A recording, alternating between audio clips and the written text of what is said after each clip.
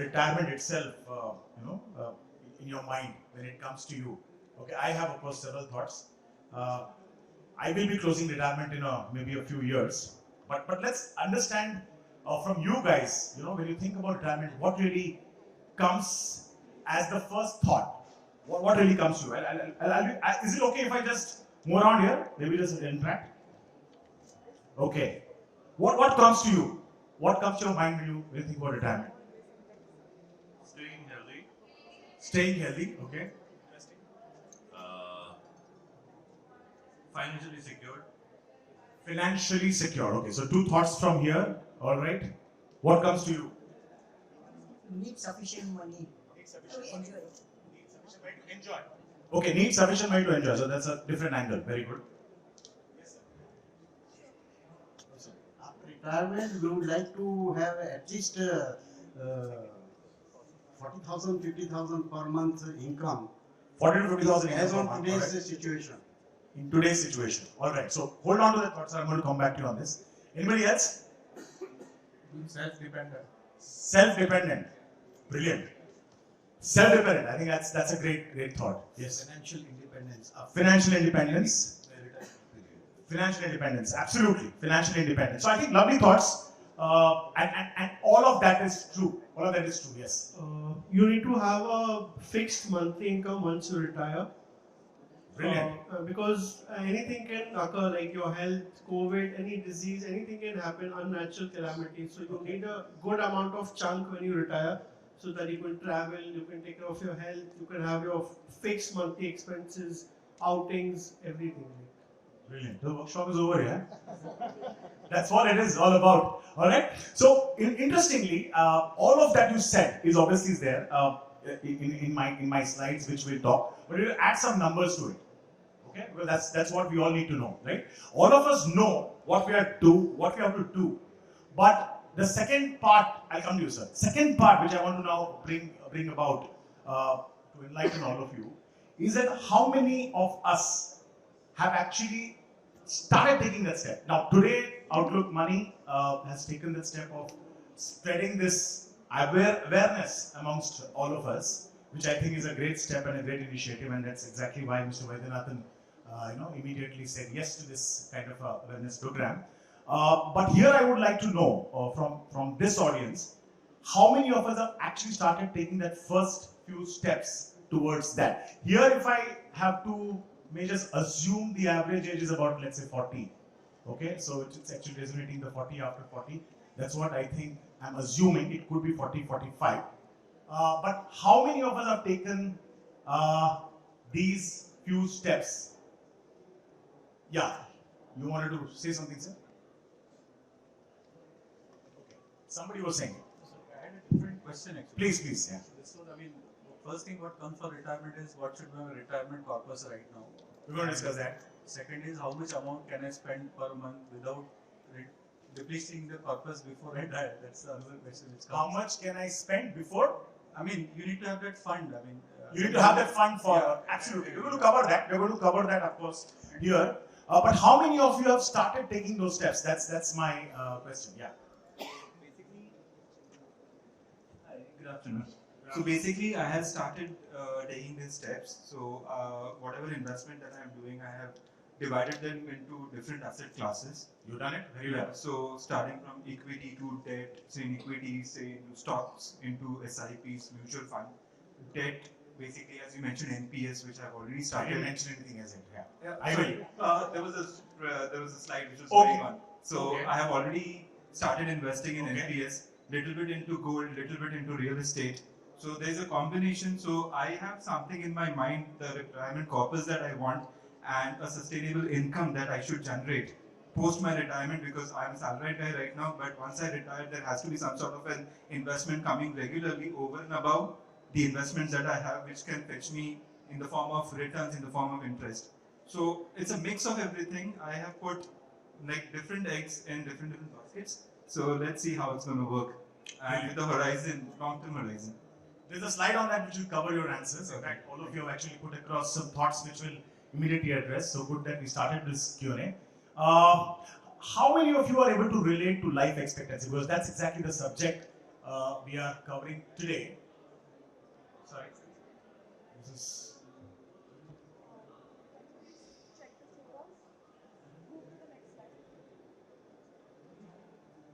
Okay, so how many of you able to resonate to this subject? I think yesterday some of the speakers, including my MD, Mr. Bharat, I heard them, and later on I'm sure some speakers were there. Even today, in the next room, we are discussing this.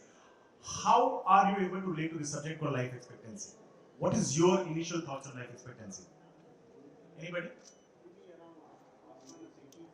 Plus minus 80. Okay. Okay. That's what he believes, that it is plus minus 80, which is fine. But you know what is changing today? The subject is life expectancy in a changing world. And how do we connect that to retirement? That's the subject we're trying to connect. So let me just give you a thought, okay? For the paucity of time, I'll immediately jump to that thought. And you know, unfortunately, of course, today we have these Google phones, smartphones available, Apple phones available, but that do not really highlight certain things about what is really happening in today's world and what is expected to happen.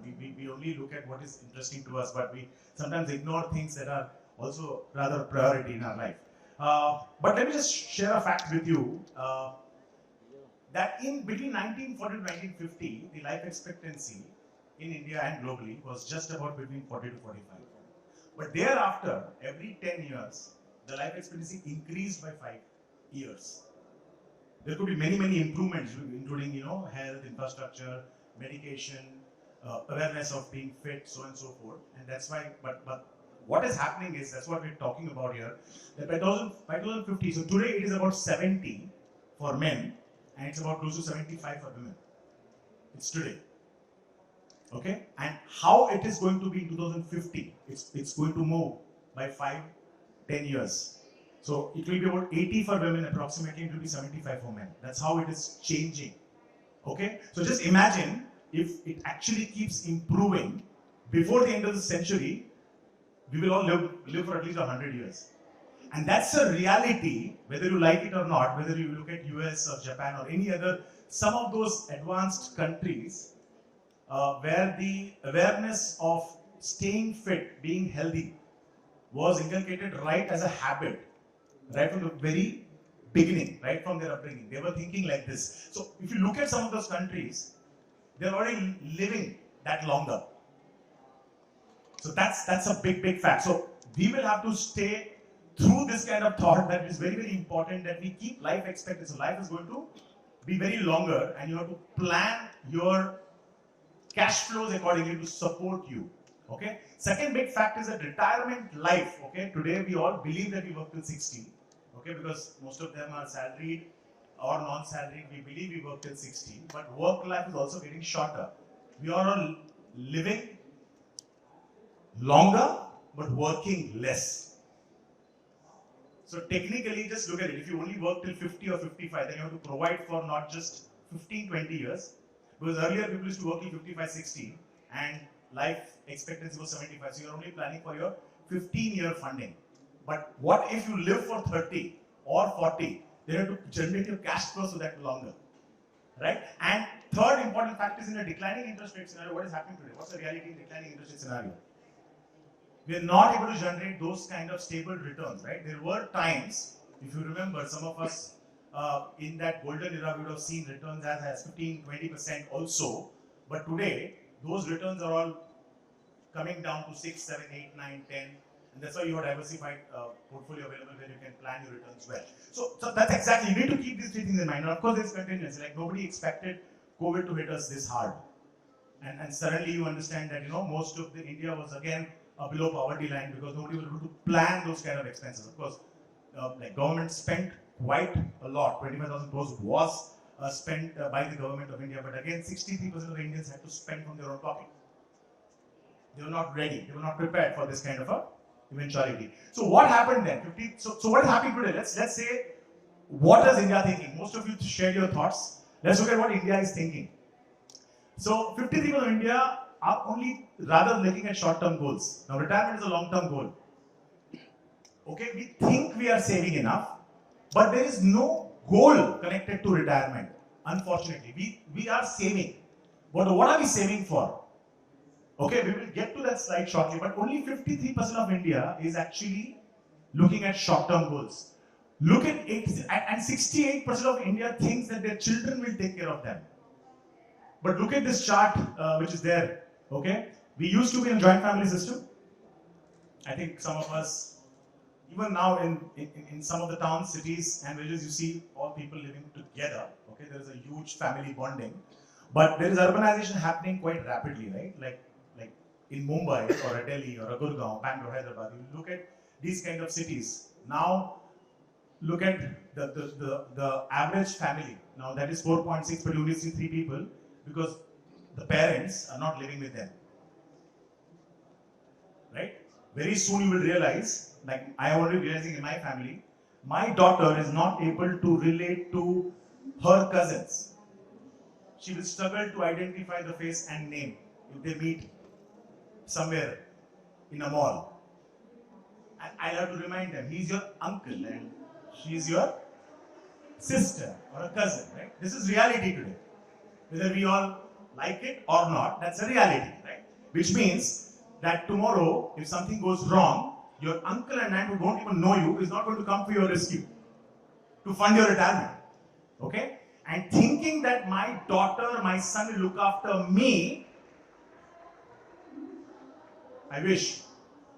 Yeah, but my ego won't permit. Again, look at men. Sometimes men are men, right? Maybe my ego will not permit. No, I am a very, lot of attitude. I believe, no, yeah, I can take care of myself. I don't need my children to take care of me. There will be such situations as well in many men or many people going ahead. So what's happening? Now why plan for retirement? I think I connected those dots. Okay, it's very simple. Living long, whether you like it or not, you're going to live longer. Your work life is likely to shrink. 65% of India today is under 35 years. Okay? Whether we like it or not, every 7 years there will be a new generation. It's just not those Mercedes and BMWs we come to new generation cars every 7 years. Technically speaking, my children will be smarter than me and their children will be smarter than them. And they need to be employed. They will replace us sooner or later. It's not just artificial intelligence which is going to be a threat or chat GPT is going to start coding on behalf of us. But there will be many such the things that we will have to also sacrifice going forward because you'll have to employ your children, right? So you will have to work that lesser.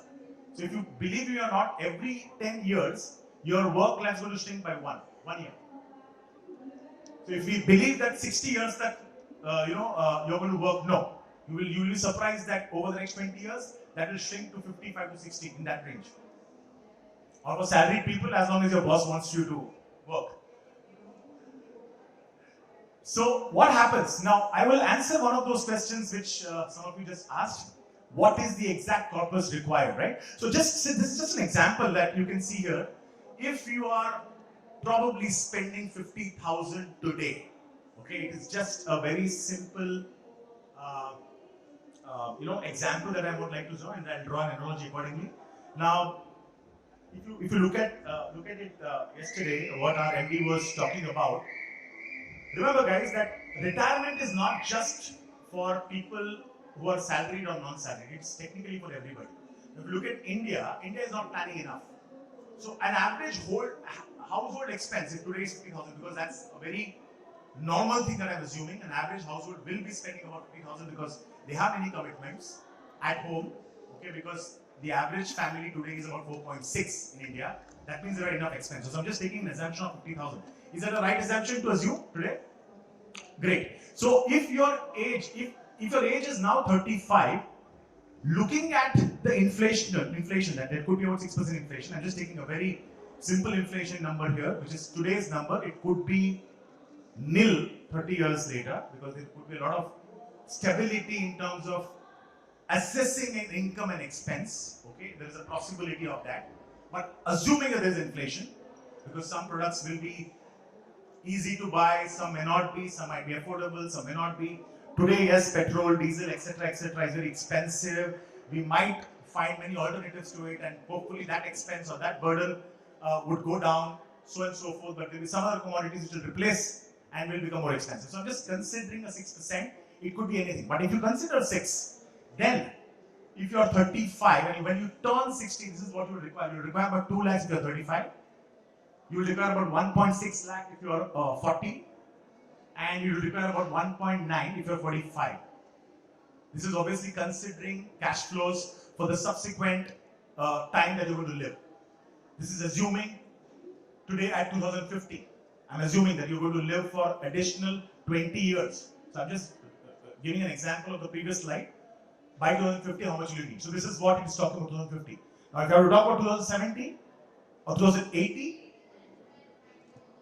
like you look very healthy, sir. You might probably live much, much longer. All depends upon God, yes. And I know He's also planned social security for us. But still we'll have to do our bit. Okay, so will your current investments be sufficient to help you meet requirements? This is exactly what this workshop is all about. I'm just trying to, give you this particular aspect that if you are spending this much per month, you will have to start planning your cash flows accordingly and investments accordingly. So, this is basically what Indians are doing, and COVID, thanks to my colleague Swati who collected this information for me. Unfortunately, the retirement is not even among the top 3. I mean, very, very critical. But the first, we all think, Mera bacha, mera guddu, mera munni, that's what we all do as parents, grandparents, right? Everything is about children. It's not that India is not a saving economy. I think India saves a lot. Okay, but it's always for children. Right? We all believe, and that's the only priority we have in our life. And that's all just short term. Right? I'm not saying you need not plan, you have to plan. But what happens is, the topmost priority you have is, बच्चे के education, बच्चे की शादी. Believe you me, in traditional families, it's not even education. Marriage supersedes education. Okay, I belong to a very famous community which is Jain, Marwadi, Gujarati community. Okay, and all that my parents or my wife's parents were only thinking about, शादी के लिए fund इकट्ठा करो. MBA के लिए तो ठीक है, बच्ची है क्या पढ़ाना. That's the mentality today, which of course is changing. But children are only the priority that we think. And that's again a very short-term goal because your child will be educated by maybe 21, 22, right? Child security, real estate, gold, and what else? Whatever wealth that you make, you're talking about their security. Well, they have a life to lead. They will have to be on their own at some point in time. But what is India thinking today? It's only talking about their security. Look at the third one, security of spouse. Why? We saw that chart, right? Married men live less. Just joking. But women live longer. Right? So 5 years, if they have to live for 5 years more, then you have to plan for their security. Right? So that's what India is thinking. Medical emergencies. Some of you mentioned about medical emergencies. Of course. Unfortunately. Anybody has a clue about what is the health insurance penetration in India today? Sorry? 5%? Anybody else? 3%? Okay. So unfortunately, it's only 1%. Okay, and that 1% also is not sufficiently covered, by the way. That's why people have to pay out of pocket expenses. Of course, government is making enough initiatives on this. So we all, there is this feeling that we have that mujhe kuch nahi hoga. I'm a Superman, nothing happens to me. So even Superman sometimes will have to retire. I saw those stalls with Birlas in life. Even Superman requires a retirement, right? It's all about Superman, Superwomen. But remember that we will all have to retire someday, right? And you will go through this. I mean, COVID was a great example. We all went through this COVID, and thanks to that, we just realized that what are those important things that we have to take mark. But what I was trying to see, the analogy is very simple, that in this, retirement is slipped to 6, it was 8, it just came up, but it's still not amongst the top 5, unfortunately. Rather, it should be amongst the top 2 or maybe top 3. Right? So it's very, very important that again, I'll again remind and refresh everybody that if life expectancy is very longer, and your work life is shrinking, and you're in a depreciating interest rate environment, and to face COVID-like situations, you'll have to plan well in advance. And retirement or a health kind of a subject should be amongst your top 3 priority. That's exactly what it means. Now, where are Indians investing? Now, Indians are investing. So one thing, I think, how we are different from any other country today is that we are saving enough. It's not that we are not saving. We are good in saving. But point is that we don't have a goal. Okay, there is no specific goal. What it means here, it's very simple. Like FD or recurring deposit, thankfully, lot of savings is happening in this particular line. But 63% probably are saving for retirement, but others are not in the FD or RD category. Now, FD is a 5-year deposit, for example. So it will give you a maturity income at age after 5 years. Now, that's not long term; it's short term. It's a great saving tool, gives great returns, no doubt about it. But it's a short term goal. So you have to realize, is that short term goal good enough? From a long term perspective, probably not. So diversification is necessary. What's happening in the next line? Annuity addition. So we are spending enough on or saving enough. But are we realizing, are we saving that for a particular cause? So today, for example, a lot of you are spending or you're investing rather for 5 years, 10 years, 15 years, 20 years, and it gives you a one-shot income, maturity income. That's maturing, let's say, at 60. Now look at the unfortunate part. A lot of people are investing during their working days and their maturity is at 60. So you are getting an income. What after that? Most of you would have bought, of course, Life Insurance Corporation of India, for example. A lot of us have bought these policies. My father invested the first life insurance policy on my name. And I'm sure most of our parents would have done that similar, right? We also have done it for our children. But that is maturing at a particular age. Now, when do I need money, technically speaking? One is, of course, the life insurance cover, no doubt about it. When do I need the money?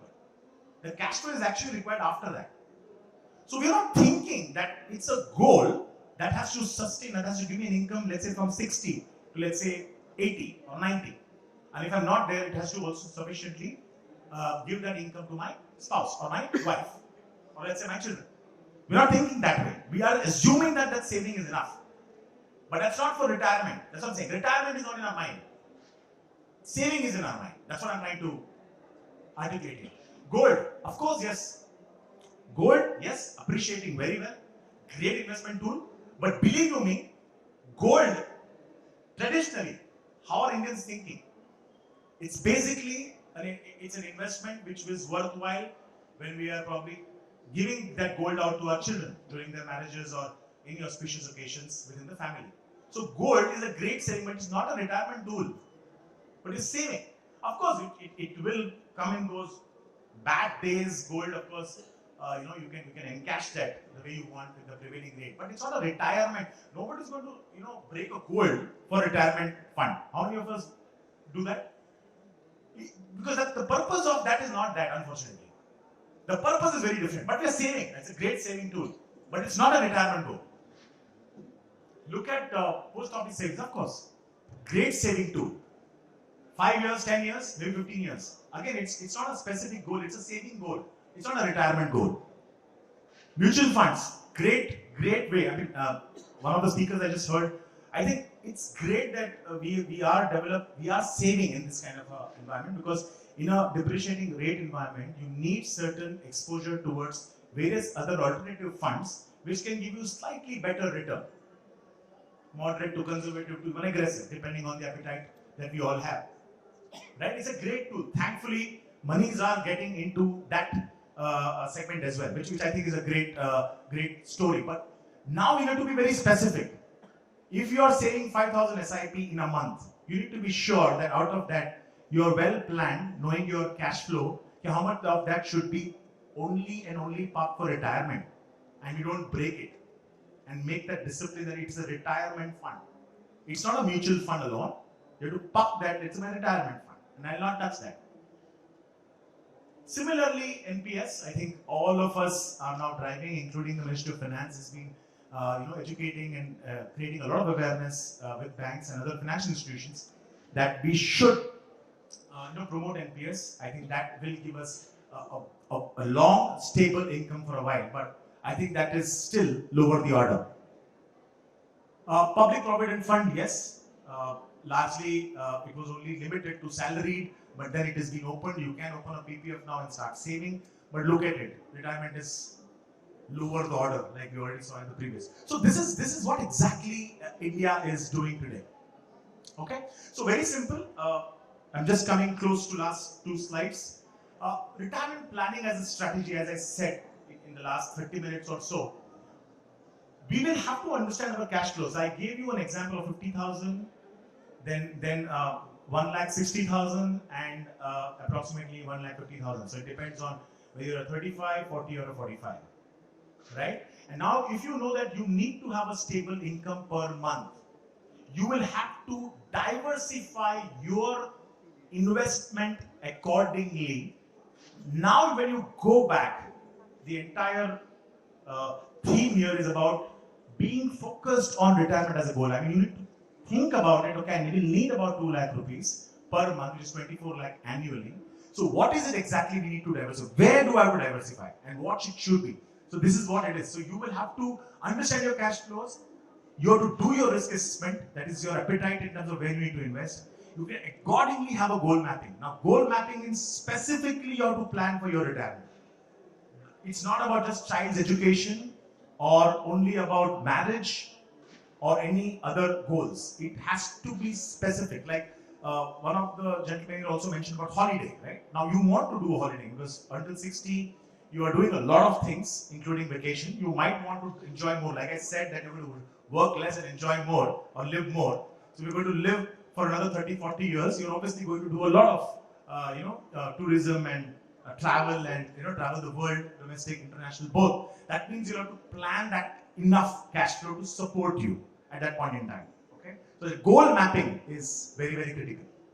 Asset allocation, like we discussed, there are various options to fund your retirement. That asset allocation should be done and invest accordingly and choosing that very, very wisely.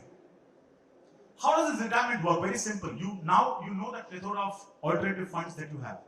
Now you just have to map. If you are 40, understand that if an FD, if you're buying an FD, that matures at 45, so that will fund you for additional 5 years. Similarly, you can look at annuities, insurance, PPF, provident fund, and various others, right up to the entire term that you live, the entire life span that you're going to live in. And accordingly, if something happens in between to your spouse, then your spouse is taken care of. Those kind of products are also available today. So why us? Okay. Yesterday, you heard our MD speaking. In the banking side, we offer 28 services free. This advisory will come to you absolutely free from our bank. We will help you to do all of that we spoke about.